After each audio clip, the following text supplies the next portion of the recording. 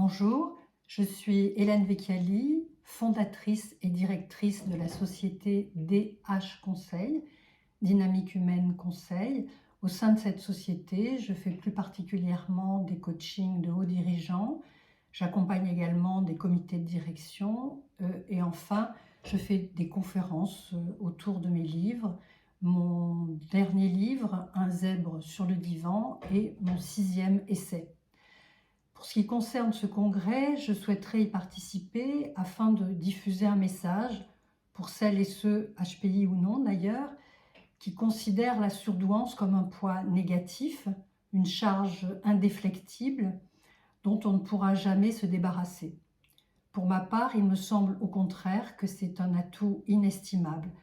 Soit lorsque tout va bien, nous, au potentiel, pouvons bénéficier par moments d'un état de flow, cette sorte d'état de conscience modifié, c'est-à-dire cette focalisation intense sur un sujet particulier, la vulcanologie, l'astronomie ou pour ce qui me concerne, l'écriture.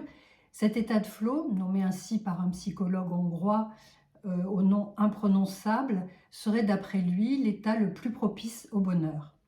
Soit, lorsque ça va mal, notre surinvestissement intellectuel devient alors notre propre tuteur de résilience.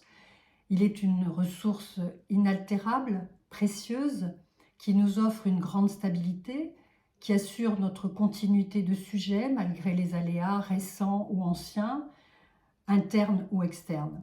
Ce possible refuge dans notre pensée peut alors faire office de doudou, d'accompagnateur imaginaire, de tuteurage qui soutient notre équilibre psychique.